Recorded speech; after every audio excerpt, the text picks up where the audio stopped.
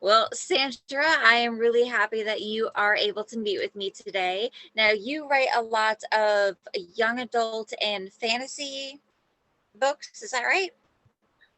That's correct. A Okay. lot. I plan to write a lot. I currently have one published and two others in the works. Two others Oh, written and published in my series. So I guess that's a lot in the scheme of things. I haven't finished one yet, so to me that is a lot. I'm still stuck in the draft process of a lot of my books. So, but tell us a little bit about the book that you have published. Well, my book is called Cecilia. When I first published this, it's a YA fantasy. I hadn't intended on writing anymore, but now I have since got three books, and I've now called it the Cecilia series. So the first book is called Cecilia, the Last Correlatier, and the series centres around Cecilia, our main character. She's 18-year-old who grew up in a very protected world inside a forest. We're 200 years post an apocalyptic world, so we're very dystopian as well.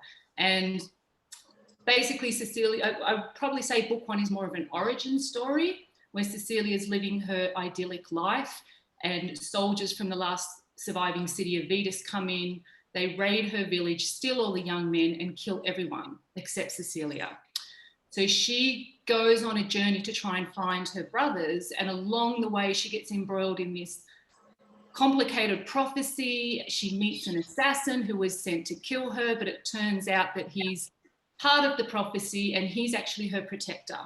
So he's the last correlatier. So together, they need to figure out how to bring down the senators of Vetus, and in doing so, ultimately there's this battle between the goddess of light and the goddess's dark shadow, and currently the dark shadow of Aoife is ruling, and they need to stop the goddess of light from dying, and the way they do that is to bring down the evil senators. So the whole story culminates in this big battle, and that was supposed to be the end. There's this underlying love story with Cecilia and Amelard, and it's all beautiful and lovely, and I was just going to leave it at that. But everyone, my readers, are like, what, is there another story? Well, we want more, we want more. So I went, oh boy, it was quite tricky because I hadn't planned on, I'd sort of wrapped everything up, at least I thought I had. So as writers, we come up with ways to figure out how we're going to spin it. So I now have book two and book three written. Book two, again, it's like any grand story, evil comes back, right? So Aoife comes back bigger, stronger, more powerful, and there's this continuation of this underlying prophecy that they need to find answers to in order to, again, bring Aoife down and stop evil from surviving, I guess, stop evil from taking over the world. So it becomes a big epic journey, crossing lands, oceans, mountains. It's got the scope now has really grown through book two and book three. So now, the underlying love story, is it Cecilia and the assassin who's part of the prophecy? Yes, Cecilia and Amelard. I mean, yes, of course. Forbidden love. Right, absolute forbidden love, you know. His book one is written what we call in the whole first person limited. So everything's seen from Cecilia's point of view in book one. And I quite like that because she can only interpret, she can only assume what's going on in Amelard's head. And Amelard's a very internalized, you don't get a lot of words out of him, you know, and so I don't imagine you'd get a lot of words out of an assassin. No. And I actually found it really quite fascinating to write because she constantly interprets him incorrectly. You know, as we all do, right? As we all do, she's constantly interpreting his actions incorrectly, and it makes for a lot of conflict. She's very willful and talkative and asks a lot of questions, and the dynamic where he's just quiet, he does what needs to be done, you know. But then when I go into book two and book three, I opened the world up more, and I'm now taking a few other point of view characters, and one of them is Amelard. And we do get to really hear about his story and there's just the sadness and the heartbreak of his childhood and how he became an assassin when truly he's a descendant of this ancient order of royalty, but he doesn't know this. So it really opens up the world a lot more, and the characters, and we get to learn far more about them all. And I mean, yeah, I have a huge soft spot for Amelard. He had a real rough upbringing, and he truly is a great guy who's completely misunderstood, completely. See, this is how you know that a story is fully developed, when you talk about characters like they're real people. And I love that, because I'm hooked on this story now. I'm over here like, well, what's gonna happen? What was his childhood? What was his childhood like? What does, what happens? Do they end up together? What happens with his with the prophecy? Like, now I'm all like, now I need to find all the answers to this. This is why everybody wanted book 2 and book 3 from you. Right, I know. And honestly, it wasn't easy. And I guess, as they say, if it was easy, everyone would be doing it. But it really was a struggle to figure out book 2 and book 3. I would say, look, ultimately you can read book 1, it's a contained story because it's one separate journey. Cecilia goes from her village of Plockton all the way over to the coast to the desolate city of Vetus. One story. In book 2 and book 3, I would probably say you could start book 2 without reading book 1, right? That could be standalone, but I don't think you could start book 3 without reading book 2. Book 2 and book 3 really do have a contiguous journey. It's difficult. I mean, I was chatting to my editor about this, and it's a little bit like any trilogy. Book 2 is always the hardest to find a place to stop.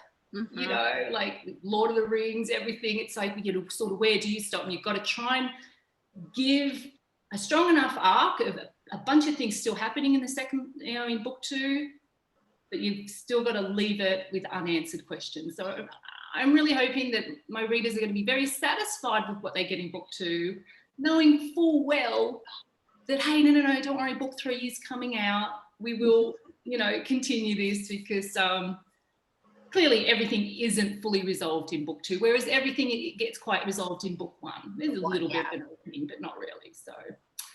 So where did you come up with the idea to start book 2? I mean, I'm sure that had to be a really difficult process since you wrapped everything up for book 1. What inspired you to come up with the idea of where to start with book 2 and the main character story? Okay, well, I'll go back to book 1 and tell you how that came about, and my amazing collaborator. So my husband's a composer, and the reason book 1 even existed in the first place is he wanted to write a ballet. And I went, I'll help you, right? I'll be your librettist, because ballet stories run 8 to 15 pages. And all you're doing is pretty much talking high story beats. And we got inspired by a lot of Leonardo da Vinci artwork. And so they sort of became the characters, different things. Leonardo da Vinci has this sketches, and I think what are they called? Like the 5 grotesque heads. And they just became the inspiration for the 5 senators, so all these different things. And really, ballets have a particular arc that they go through. You start off in a nice serene world. Act 2 comes in where you introduce evil, you go off on an adventure, you have a big uprising, and then there's the finale. So we just sort of beat out this very simple arc.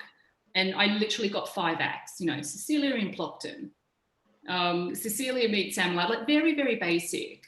One, I think act 4 was Cecilia inspires the people. Right, but that was all fine at the ballet story end. Every time I kept writing, my husband would go, that's great, keep writing more. And I ended up with 90 pages of my ballet story that was only supposed to be 15 pages. Great. At that time, he got very busy working in film and television and said, yeah, I got to drop the ballet. I went, oh. I'm sitting there, I had this like 90 pages, and I went, well, what am I going to do with this? And he said, well, write the novel. And I resisted for quite a while, because writing the novel meant I needed to know the characters. I really needed to know everything. I really needed to know the mythology. For the ballet story, the mythology was just the goddess of light and her dark shadow. It was very basic. But as a writer, there was no way I could go into this story without knowing who the mythology and how they came about. So I spent a lot of time reading Greek mythology, reading how, you know, how Greek, the mythology will talk about how certain gods came to be and what their relationship is. So I really spent a lot of time doing all that to get that world right. It's amazing the amount of research you have to do. Yeah. The little things that won't necessarily come up a hell of a lot in the story. Does that make sense? But as a writer, I just can't. If I've got unknowns, I can't write it. It just feels like a cheat. So I would say, so that happened. So in order to do book 2 and 3, I got together with my husband again. I'm very analytical and I have a science background. I told my friend once, I said, I won't write horror. The reason I won't write horror is because characters do illogical things, right? There's a noise outside. Let's go out and investigate. I can't do that. So I won't do anything illogical. So I know my weakness as a writer. I sometimes have a tough time looking at, I'm really about characters and looking at big things that may not quite work. So my husband and I literally just took a weekend and we sat down and he would say things. He's like, well, this character can go off here. And I'm like, no, that can't happen because of this reason. He goes, well, it doesn't matter. You'll figure it out. And I'm like, you know, and that's sort of how I'm going to figure it out. Yeah, it's seriously, and that's sort of how book 2 came about. I mean, we definitely liked the idea that in book 1, we had the Croilatier, and the Croilatier protect the prophecy. And sort of Cecilia is sort of the prophecy in that she's this light guide. She carries the light, the light of the goddess inside her. So, of course, book 2 makes sense. What if the opposite is around? What if there are people that are trying to destroy the prophecy? What if there are people that believe in Aoife, you know, the dark goddess? So that was sort of an easy way to jump into book 2. So that's sort of what we did. We created these people, and that's how I was able to, what's the word? That's how I was able to sort of fix the problem is not really the right thing, but to carry on the story, to go, oh, good, I've got these people, then they can be the ones that help bring evil back, if that makes sense. Right. So, it was just plotting out a story, lots of resistance at my end, going, just having big plot points, but then going, God, how do you get to those plot points, you know? But that's good to know, because there's a lot of writers just like me who I could outline all day long. I can outline in specific, you know, make all my plot points, but when I actually sit down to write, I struggle so much because I'm like, I know where I'm going, I just don't know how to get there. And I think that a lot of writers might have the same problem of having that analytical mindset of knowing, no, I need to know everything before I start doing the draft. And there's other writers who just have an idea and jump right in and figure it out as they go. And it really depends on the writer, and it also depends on the story. But that's what I love about doing these interviews, is that you meet different writers who all have different writing styles. I mean, when you first started, it wasn't even a book, it was a ballet, it was something different. So for you to take that basic outline that you had and turn it into a novel, I think that is an amazing process in itself. And it's amazing. If someone had said to me back then, you will end up with a trilogy, I would have gone, I'm seriously, never in a million years did this moment of me going, I'll write your ballet story. I'd never in a million years thought that would then translate to a trilogy. I mean, I'm really happy with book 1. I've won 3 awards with it, placed in several competitions. Yes, I won the Literary Classics Gold and Silver Award. I got the gold for Best Adventure, silver for Best YA. I won an Author Academy Award for Best YA, and the Chanticleer, I have a tough time pronouncing that, International Book Awards first place for YA. So I was quite shocked, you know, that the reception for book 1 was as strong as what it is. I'm now going through, because I've now written book 2 and book 3, I'm actually redesigning. I'm coming up with a new cover for book 1 because the cover I had, I couldn't make it translate for the rest of the series. It just wasn't working. So I'm going back and redesigning book 1 cover so that it will now fit in with book 2 and book 3. So at the moment I've got a lot of spinning wheels going on. I've got my editor editing book 3. I've got my typesetter redoing the interior of book 1. I've got my cover designer redoing the entire series. And I'm about to send book 2 off to a proofreader. My brain is just all over the place. All over the place at the moment. I've just got so much going on. And then, of course, my husband's going, okay, what's the next series you're going to start writing? You've got to start writing again. I'm going, oh my gosh. Is there going to be a book 4, or are we starting an entirely new series? Oh my gosh. I know what he says. I just don't know. Look, it gets a little tricky. I mean, I started off in YA because Cecilia is 18. Where things get tricky, Twitter, I love Twitter because people were actually asking some questions, what rules have you broken? And I was like, well, okay, one rule I've broken is my YA protagonist is no longer YA anymore because the book 2 starts 2 years later. So fundamentally, Cecilia is now 20. I'm like, oh gosh. But, I smooth things out by adding in another point of view character who has a very strong arc. She's very integral to the story, who's 17. But it does get tricky when if I consider writing another book, Cecilia's aged out of YA. So yes, I could potentially follow Saffron, who's 17, or these other younger kids I have in there. I have a group of like 15-year-olds as well. I could potentially go off and follow their stories, but it does it's sort of weird. It gets a little tricky when you start to consider, I want to stay in the YA realm. What characters can I now continue to follow? So I don't know. I think ultimately I just start a whole new story, like a whole new. Maybe Cecilia could have a younger sibling that she finds, and then you can kind of do a follow that specific character, and that way you still get Cecilia's point of view in there because they're family or something like that.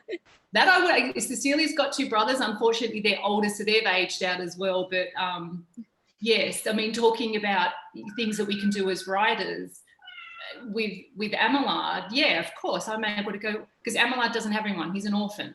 But I'm like, well, hang on. He can have an uncle, right? Like, you can do that. And so that's how I sort of brought in a way to help tell Amelard's story with someone who knew things about Amelard's life that Amelard would never know. So you can bring in a character that wasn't in book 1. So I that's what I do like about these kind of things. You can get creative with it. Definitely. Yeah. So we kind of talked about your writing process there for kind of changing a ballet into a novel and needing to get that outlined, and that's amazing. Now, when you were doing that, what part of the writing process when you were writing the novel do you think was the most difficult for you? Oh gosh, yeah, I can tell you. I went through a process. I would say. I did a full page 1 rewrite 3 times. So again, not necessarily fully knowing the whole process, I tried to write omniscient initially. That's the hardest way to do it. Yeah. But I didn't, I just wrote the story, and I started to understand now how omniscient feels very detached. You've got to be I would never, ever, ever attempt to do that again. It's a very difficult way to do. So then what I did is I wrote third person limited, primarily was all in Cecilia's point of view, but then in certain parts I took on other people's points of view. And my editor's like, you've got a long stretch where it's all Cecilia's point of view. So you either break that up or you do it all Cecilia's point of view. So I had to think about that. And the thing I didn't want to do is the beginning of book 1 starts with Cecilia and Amelard. So to break up the point of view, that meant I had to go into Amelard's point of view. And I didn't want to do that because I didn't want to open him up to the reader. I wanted the reader to only know what Cecilia knew. So I had to do another page 1 rewrite and just take everything from Cecilia's point of view. But look, honestly, I'm glad I did it that way because there were story elements that I had to figure out, I needed the reader to know, but they were told to the reader from another character's point of view. They were important. So I had to come up with creative ways to figure out, how do I get Cecilia to know this so the reader can know it? Does that make sense? Yeah. Yeah. So I'm glad I went through that difficult learning curve, because then I knew all that. So I approached book 2 and book 3 from a very, at least I'm thinking from a more creative way than I would have if I had just written Cecilia limited point of view the first book. Does that make sense? Basically, now that, because I had that toolbox, I knew that I could sort of do anything I wanted, and I knew that my brain or my creativity would somehow come up with a way that Cecilia, or whoever the point of view character was, could figure out the knowledge that I needed the reader to know without boxing everything in too tight. I don't know if that makes sense, but yeah. Now, how did you deal with having your editor come back and give you those and give you that feedback? I think that's what a lot of writers are afraid of. They can write that first draft, but once they give it to somebody else to read, it's a terrifying process, and they are scared because they don't know how to take the criticism that comes back, because this is like their baby. This is something that they worked really hard on. They put their heart and soul into this, and somebody else is saying, no, you should have done it this way. So how did you deal with that constructive criticism coming back? Easy. And I recommend this to all writers. Not a lie, I flopped down on my bed and cried. I did. I cried. I got the emotion out. That's what you have to do. You just got to get the emotion out so you can have a clean slate. I just went, so I did. I cried. I got the emotion out. I thought about it solidly for 2 weeks, because the biggest struggle I had was what I told you. There was crucial plot points and crucial information that were in other characters' point of view. I'm like, but I can't get rid of that. I have to figure it out. And so that's what I did. I spent 2 weeks brainstorming. And I guess that's where my science brain came in. You know what I mean? I loved it. It was a problem. I had to figure it out. And I figured it out. And then you go from this depression to this enlightenment. You go, yes, and you get excited because you're like, as long as I could figure out that, and that, and then I jump back in. So I don't know, I don't know about men. I don't know what to tell you guys. The women, I mean, for me, I'm happy to cry. And all I can tell you is, if you get feedback, there's nothing wrong with being emotional about it. Never be defensive to the person giving it to you. You know, you just accept it. You just listen, you take it in. But if you feel like you want to cry, then cry. Just get the emotion out so that you can just look at everything from a clean, even slate, is what I did, and it worked. Yeah, honestly, I think that is exactly what I will do when I get that first revision back from an editor or anybody else, beta reader, anything. I'm always going to. That's like one of my biggest fears is like, what am I gonna do when somebody tells me they don't like something in the book, or they think it would be better a different way? And I think I would just crawl up in my bed and cry, and then take a good amount of time to really think it through. Like, don't make any rash decisions. Give yourself time to think everything through, to see it from the reader's point of view, and see if the suggestions that you've given would make more sense to the reader.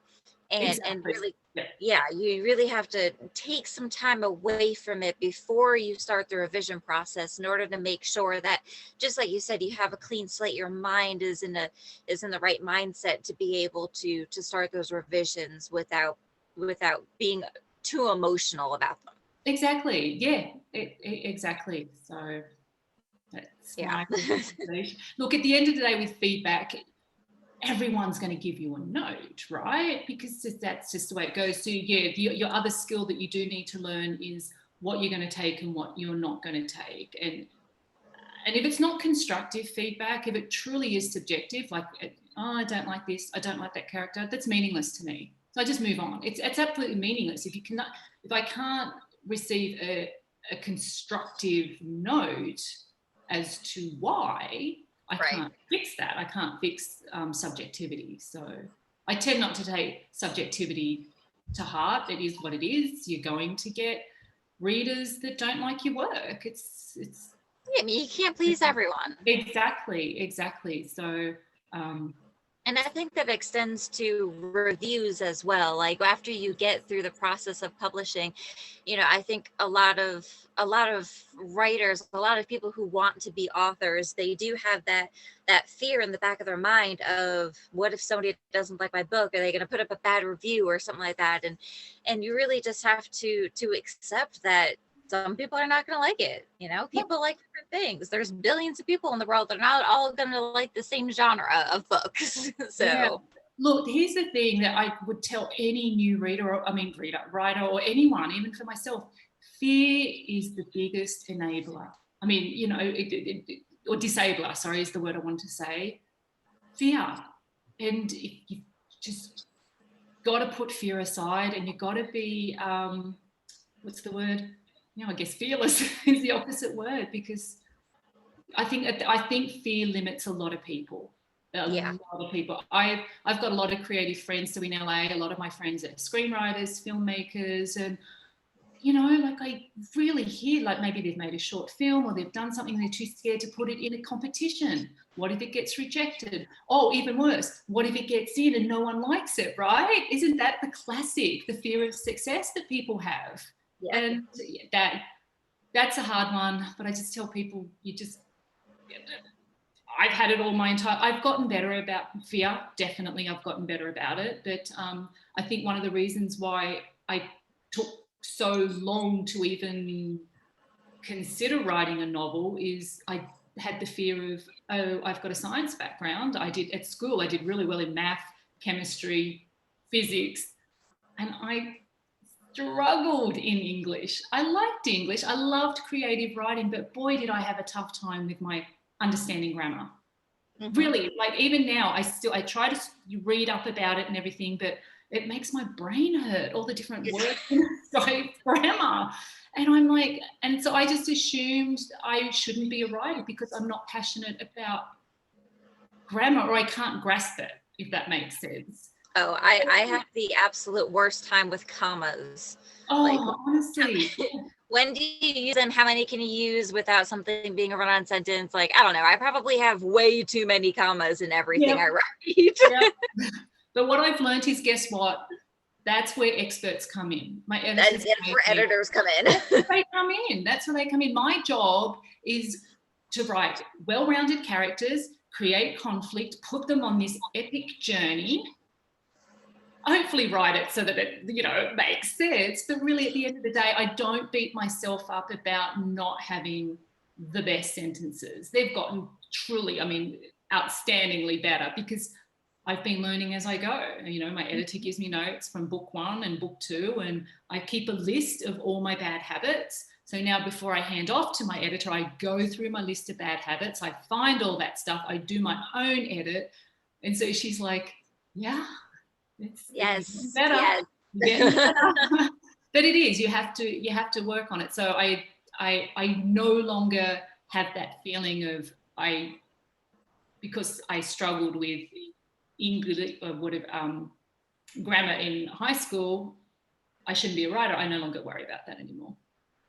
And a lot of people may have that same fear, but there are some people who even just record themselves telling the story and then transcribe it afterwards. I mean, there's so many different ways to write a book.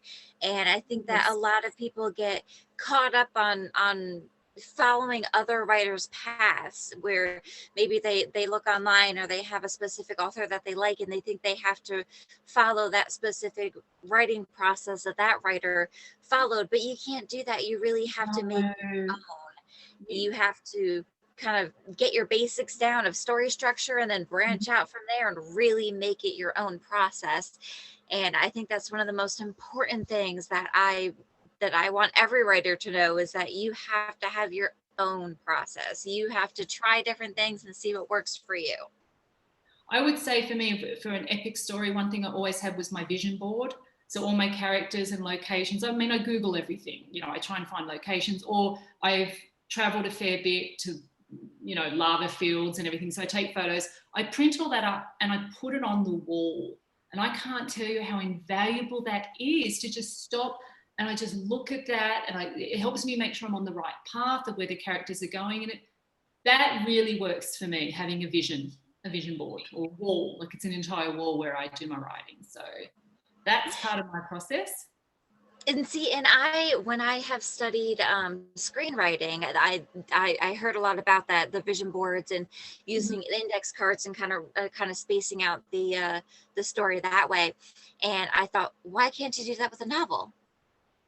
Like, yes, I will right. never ever write a novel without planning it out now. I will never do it. I've done it before, but I will absolutely put the effort into, well, I guess what we call pre-production, you know, like in the film world. Yeah, that whole pre-writing process. Do that. Yeah, always. Yeah. You got to do the brainstorming. You got to do the research. Oh my gosh, I cannot stress as much research as possible. Like, you got to make sure you have all your ducks in a row before you can send your ducks on an adventure. Like, and in this day and age, there's no excuse not to do research. Could you imagine this world of having to go to the library, like when we didn't have the internet, of having to go to the library and do a bunch of research? Oh my God. Before libraries. I mean, I collect vintage books, and I read stories from like Emily Bronte from the 1800s. I'm like, they didn't have libraries back then. Where did she get all this information from? Right.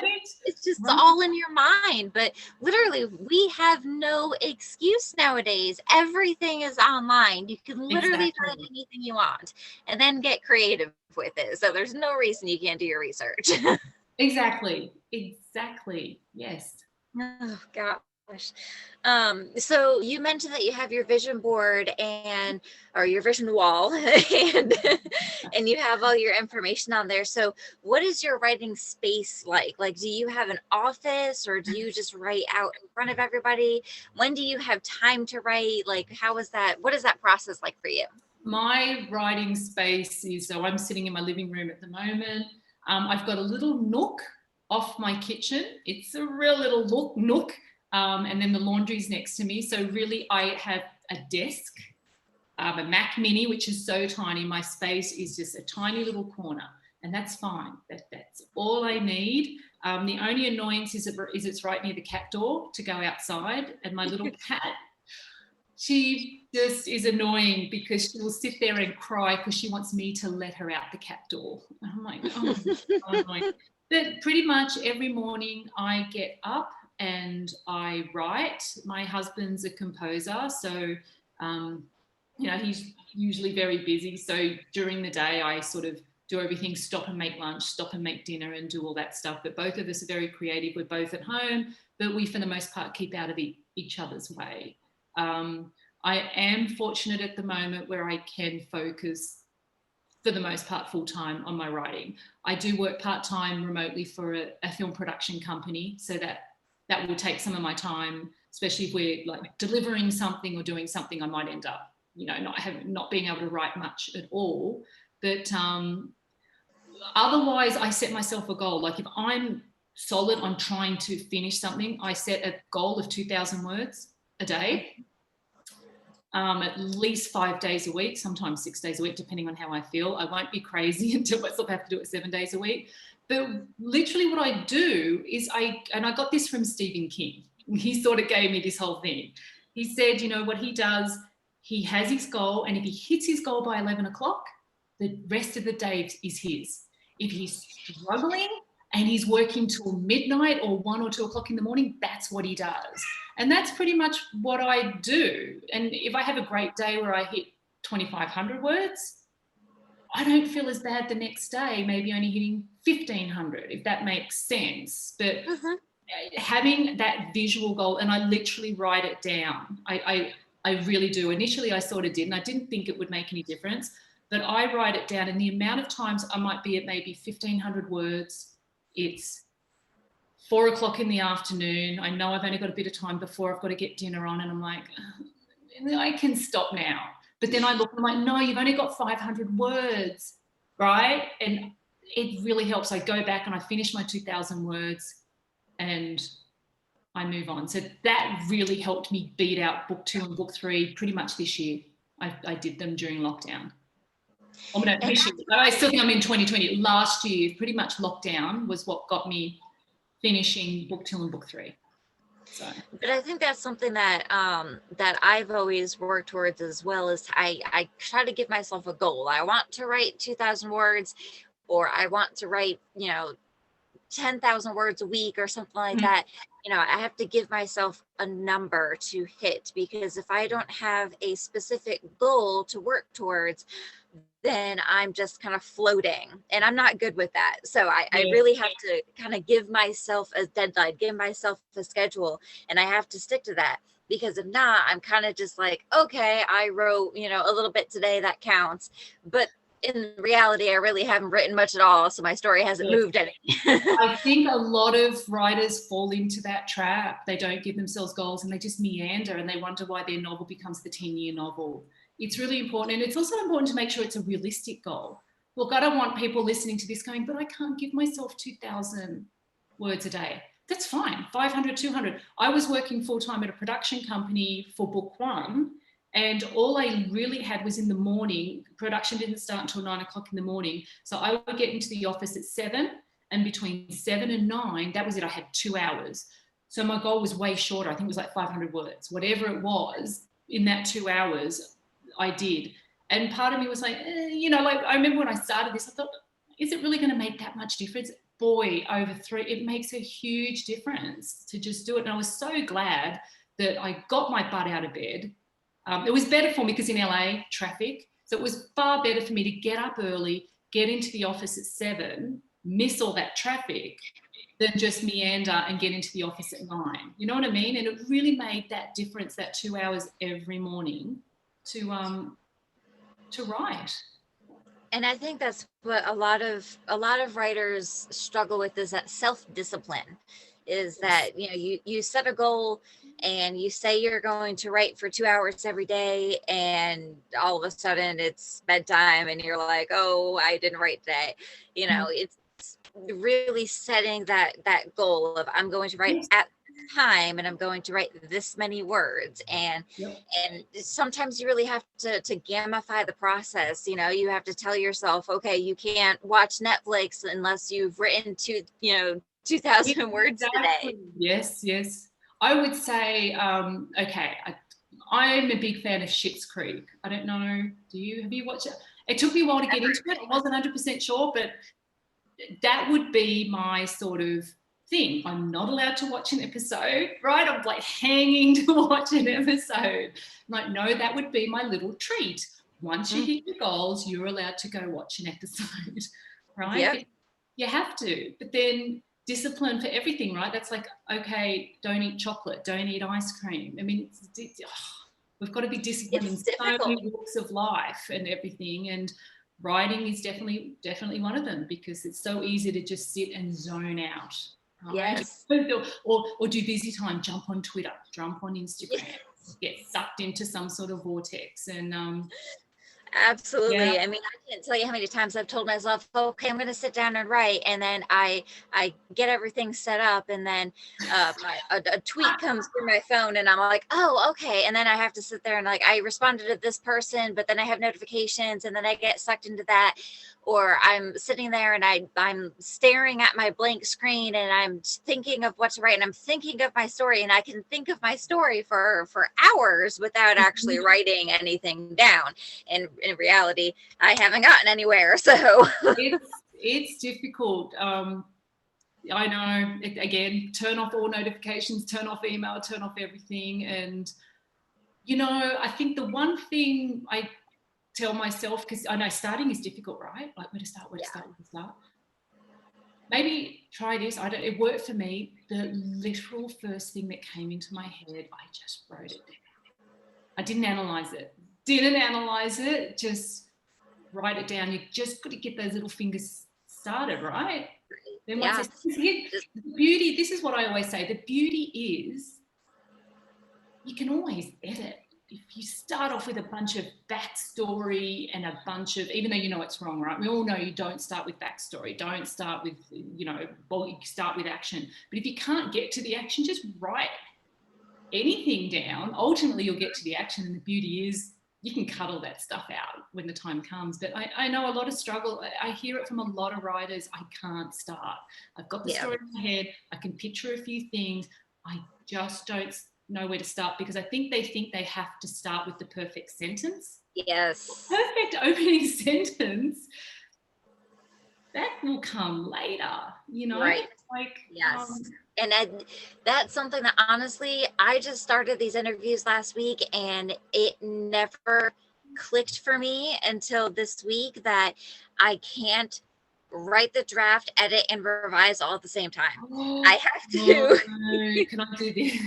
I'm always like, I have to have the perfect sentence. I have to start it out way. And then I realized, no, you just have to write the first draft. You focus on one part of the process at a time. You know why? Look, we're all procrastinators at heart, right? We are. Writers are procrastinators at heart. And the easiest way to procrastinate is to not have the brain forward thinking. So if you've actually got words on the page you can read, you feel accomplished because you're doing something and you're editing and you're not progressing forwards. I always tell all writers, read no more than a paragraph. Even I think a paragraph is not needed. Like the next day when you come back, maybe if you've been away for a week, fine, give yourself a paragraph to read, but you should only have to read 1 or 2 sentences. That's it. Get back into it, and keep pushing forwards. But the amount of people that open up and go, literally start from chapter 1, read all the way through before they start again. I'm like, how do you? Don't do it. It is the death of writing. I know. I don't care about sentence structure. I'll leave big gaps. I'll leave little notes for myself. Figure this out later. Especially if I sort of know that there's a general part of the story that's jamming forwards. I don't double question if I've forgotten a character's name. Who cares? Who cares? You just describe who they were and move on. Yeah, I make sure I try not to have anything stop me, because it's so rare that the creativity comes, right? Yes. So coming, I do not get in its way. I don't let anything stop it. So. And I think that's probably the most valuable thing that I have learned this week in doing these interviews is that you just have to let it flow. When you're doing your draft, you just have to let it flow. Don't let anything distract you. Yep. If you, like I said, you forget a character's name, or you know that there's something else that needs to go here, but you don't know what it is right now. Okay, leave a space, move on, just keep going, just keep writing. As fast as our mind moves when we are developing these stories, that's how fast your fingers need to move when you're typing it up. Your mind jumps around to different things. So does your writing. When you're doing your first draft, you just have to get everything that's going through your mind out onto paper. You'll revise and edit later. The first draft just needs to keep flowing. It just needs to keep going. My spelling is absolutely, I'm the worst speller, but on my first draft, it's atrocious. It's to the point where sometimes like the spell check can't figure out what I was trying to say. Right? And even I'm looking going, oh, what is that? What's that? It doesn't affect the plot I've written, and it doesn't affect the story I've written and the choices that I've given the characters to make. So. And chances are when you revise, you're going to change your word choices 10,000 times anyway. Exactly. Look, my biggest thing that I'm learning is I'm a passive sentences. I'm getting better, but boy, oh boy, for some reason I just quite used to like the wordiness. You know how passive sentences are quite wordy? I'm getting better, but I still don't. If I write a passive sentence, I just leave it as passive. I can come back and turn it active later. Like I don't, even though it's still first nature to write it passive, it's getting better to write it active, but it still tends to come into my brain first passive. And if I can't change it to active straight away, I don't worry about it. I just write it passive and know that I'll fix it. Little things like that. But passive sentences, man.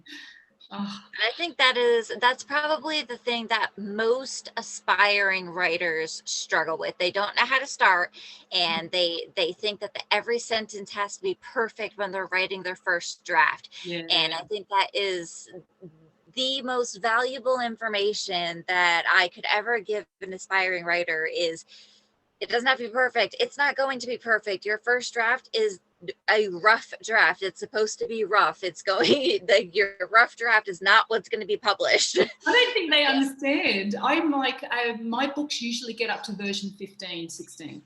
Yeah, I mean, and That is the versions I'm getting up to. So that's where your perfect sentences come from is when you are it was when you're revising a million times. Your first yeah, draft just has to keep going. You just have to write it. You can't revise anything that's not written down. So you just exactly. have to get all that creativity out and get it flowing and get that first draft on paper. After that, that's when the perfect sentences come. That's when your word choice comes and your grammar and everything else gets fixed. But I think that is literally the most valuable piece of information for any writer is your rough draft is going to be rough. It's not going to be perfect. You just have to get it on paper. Exactly. I think in the screenwriting world, we call it the vomit draft. You just get Oh, it all out. You just vomit out what needs to be there. That's it. It's the vomit draft. that's a good way of looking at it What because it is, you right? just need to dump everything that's Yeah, in your mind out onto your paper. exactly. Because if it's not there, you can't edit. So Right. You can't edit a blank page. I mean, how many times has a writer heard that sentence, but yeah. they don't take it to heart because they haven't written anything that can be edited yet. Yes, exactly. Oh, goodness. Well, is there anything else that any other advice that you would give aspiring writers that we haven't talked about yet? Um, gosh, oh my cat. Hey, Noodle. Oh, just don't have a cat. No, make sure you have a cat. She's my good little friend. She's on my lap now at the moment. Um, oh, look, yeah, we've talked about it. Just don't let fear get in your way. Don't worry about what your background is, thinking that you shouldn't do this or that because you weren't brought up this, that, or other way. And yeah, I mean, the whole Don't compare yourself to other writers and what other writers oh, have never accomplished. compare yourself to other writers and your journey. Well, I hate it. It's so cliche. Your journey is going to be your journey. That's it. That's it. And you just have to accept it. And you have to accept that writing a novel, as you know, it's enormous, and you just don't see the light at the end of the tunnel. You're on page 20, you're on page 30, you're on page 50, and it's just like endless. But you do. Just trust that the process will get you where you need to go, and that day will come where you see the light at the end of the tunnel and you write the end, whatever it is you want to finish. And it really is the most exciting feeling until, of course, then you've got to go back and re-edit the damn thing. But to get what I call the baby out, like to just get it out is really the most. I haven't had children and I won't have children, so I can't relate, but my giving birth to a story, that's how I feel. It's the most, you just feel very elated and excited Yeah. that you've actually done this thing. Yes, absolutely. I Yeah. think I read somewhere that like 80% of people in the world want to write a book, but only about 20% will actually do it. Oh, it's amazing. I know. And look, it's great to have the want, but we talked about it. You don't have the discipline. You just can't. It takes a lot of creativity. It takes a lot of self-discipline Yeah. and really kind of changing your regular mindset because Yeah. it's our default to compare ourselves to others and try to do what others are doing and wanting to be perfect and everything like that. And it's really going against everything that your mind has already set its default settings to. Yes, exactly. So, yeah, look, I think we've covered all the all the lessons that I've learned and everything. And I mean, and that's the whole purpose of me doing this interview series, is to show writers that everybody does it differently. Yeah. Everybody does it differently, and everybody's right. I mean, it's really just whatever works for you, and to be able to work through that process is going to be a journey. It's going to be creative. It's going to cause a lot of conflict in your mind and your and your laptop or whatever you're using to write, but in the end it's going to be beautiful, and in the end you're going to feel accomplished. Exactly. Yes. All right, well, thank you so much for meeting with me. I personally learned a lot, so I'm hoping that everybody who watches this will learn a lot too. Yes, and thank you. Hi everyone, and thank you for the time. I really enjoyed myself. Thank you for joining. Thank you very much. Thank you. By the way, I love your necklace. Oh, that's my husband bought me this as part of, because again with Cecilia, part of she's known as the Flower Princess. Oh. There's a fairy tale, there's an underlying fairy tale. So yeah, he bought me this to commemorate the fact that I wrote my novel. Oh, that's beautiful. Very nice. Very nice. He's a sweetheart. I lucked out with my husband. He's very supportive. He's amazing. That's why I can't find any. You took the last good guy. Yes, indeed. Oh gosh. Well, thank you so much for meeting with me. And I hope you have a great day. Yes, and see you on Twitter. Yes. Bye. Bye.